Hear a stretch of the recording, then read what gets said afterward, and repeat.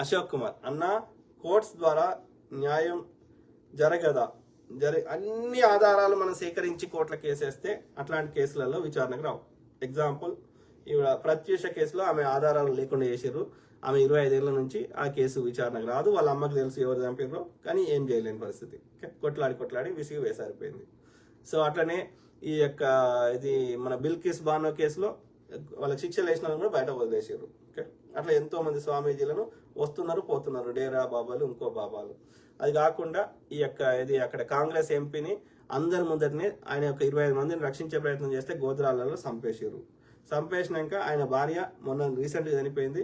So ఆమె 20 ఏళ్ళు కొట్లాడింది, ఆమెకు న్యాయం దొరకలేదు. ఆధారాలు ఉన్నాయి, అన్నీ ఉన్నాయి. పైగా ఇన్నిసార్లు మా కోర్టు సమయాన్ని వృధా చేసినావు అని చెప్పి ఆమెకే ఉల్టా ఫైన్ వేసారు.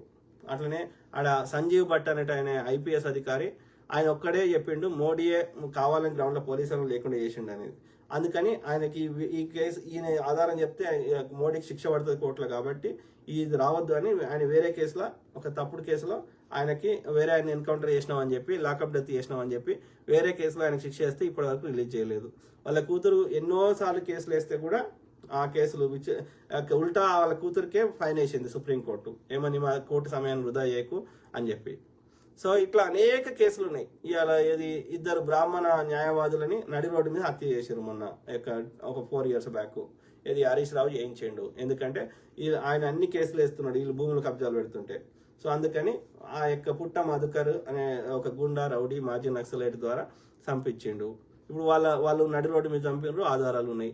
మరి ఇప్పటి వరకు ఆ కేసు విచారణకు రాదు, దోషులకు శిక్షలు పడాయి.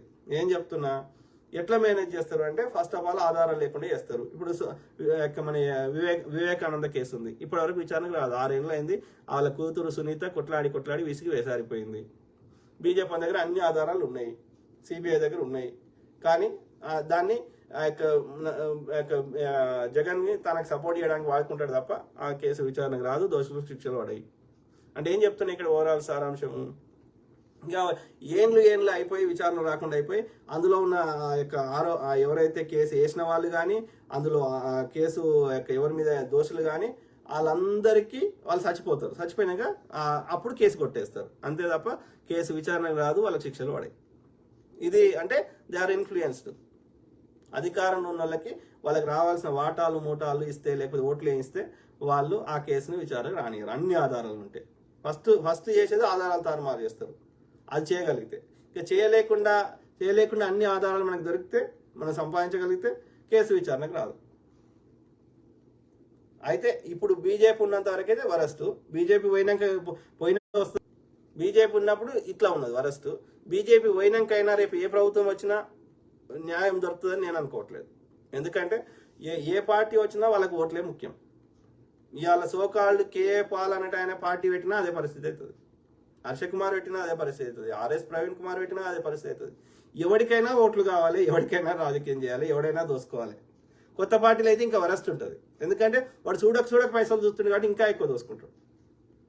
అర్థమైందా? సో కాబట్టి ఇక మన భారతదేశంలో న్యాయము పేదవాడి తప్పు చిల్లర ఇవాళ కోట్ల ఇవాళ శిక్షలు అనుభవిస్తున్నవారు మీరు ఏ జైలు కనవ్వండి, ఏ జైలు, రాజమండ్రి జైలుకి పోతారా, సెంట్రల్ జైలుకి పోతారా, లేకపోతే ఇక్కడ చెర్లపల్లికి పోతారా, ఇంకో దగ్గరికి పోండి, పెద్ద పెద్ద నేరాలు చేసిన వాళ్ళు ఎవ్వడు ఉంటాడు. మీరు చూడండి, అది ఫైనాన్షియల్ క్రైమ్స్ కావచ్చు, లేకపోతే హత్యలు చేసిన వాళ్ళు ఎవ్వడు, అందరు బయటనే ఉంటారు. బెయిల్ అసలు వాళ్ళు జైలు దాకానే పోరు, బెయిల్కి దూరికి బాద్ వాళ్ళు దొరకరు. ఒకవేళ తప్పిదారి దొరికినా బెయిల్ తీసుకుంటారు, బయటకు వస్తారు.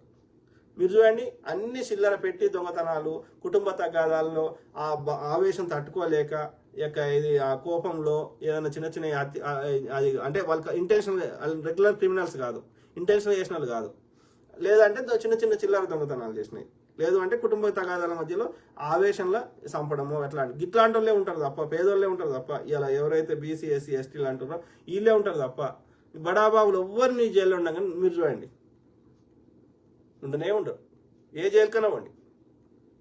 సో దాన్ని బట్టి ఏమర్థమవుతుంది, న్యాయము అనేది ఏమంటారు, అది కొనుక్కోవచ్చు, చదువుని కొనుక్కోవచ్చు, న్యాయాన్ని కొనుక్కోవచ్చు, ఇంకోటి కొనుక్కోవచ్చు. అది నాకు అర్థమవుతుంది. మంచి న్యాయవాదిని పెట్టుకుంటే న్యాయం నీ సైడ్ వస్తుంది అంటే అర్థం ఏంది, మంచి న్యాయవాదికి తనకున్న కాంటాక్ట్ల ద్వారా మనం కట్టిన ఫీజులకి వెళ్ళి ఎంతో కొంత వాటాలు ఆ జడ్జిలకు ఇస్తే మనకి న్యాయము మనకి ఫేవర్గా దొరుకుతుంది. అంటే న్యాయాన్ని కొనుక్కోవచ్చు, చదువును కొనుక్కోవచ్చు, ఇంకో ఏదైనా కొనుక్కోవచ్చు అనేది మనకు అర్థమవుతుంది కదా. న్యాయం చెప్పడానికి ఫీజు ఎందుకు? జడ్జి 2 దిక్కుల ఆధారాలు చూసి జడ్జి తీర్పు ఇవ్వాలి, అంతే కదా జడ్జి చేయాల్సింది. దాంట్లో బెస్ట్ మంచి న్యాయవాదిని పెట్టుకుంటే, ఎక్కువ పైసలు కడితే ఎక్కువ మంచి న్యాయవాదిని పెట్టుకుంటే న్యాయం నాకు ఎందుకు దొరుకుతుంది?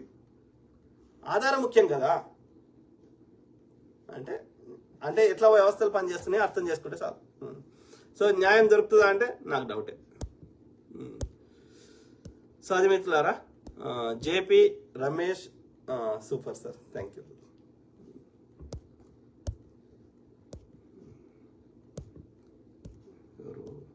తెలంగాణ శ్యామ్ పగిడిపల్లి అన్న, ఈ రోజు నైట్ నేహా సింగ్ రాథోడ్ గతంలో బీజేపీ పెట్టినటువంటి అక్రమ కేసుల మీద మాట్లాడండి. అవును, ఏదో ఒక ఆమె ఏదో ఆర్మీ రిలేటెడ్ ఏదో మాట్లాడింది కదా మొన్న ఇన్సిడెంట్ అది, కానీ ఇప్పుడు ఆల్రెడీ మాట్లాడుతున్నాయి కదా, రేపు ఎప్పుడు మాట్లాడదాం. శ్యామ్ ఏమంటున్నావు శ్యామ్? తెలంగాణ శ్యామ్ పగిడిపల్లి, పుల్వామా అటాక్ మీద మీ వాడుకొని నరేంద్ర మోడీ ఏ విధంగా రాజకీయంగా లబ్ధి పొందాడు, ఇప్పుడు కాశ్మీర్ అది తర్వాత మాట్లాడదాం మనము. అది పుల్వామాది మళ్ళీ మాట్లాడతా, ఇందులో మిక్స్ చేసి ఇది పాస్టర్ ప్రవీణ్ బ్రదర్కి మనము ఏమంటారు ఆయన గౌరవార్థం ఆయన రిలేటెడ్ మాట్లాడదాం. సో అదే శ్యామ్, నువ్వు అది పెట్టిన పుల్వామా, అది నిన్న పెట్టిన పహల్గామ్ది. సో అది మళ్ళీ ఎప్పుడైనా మాట్లాడదాం. ఈ లైవ్ ప్రవీణ్ బ్రదర్కి అంకితం.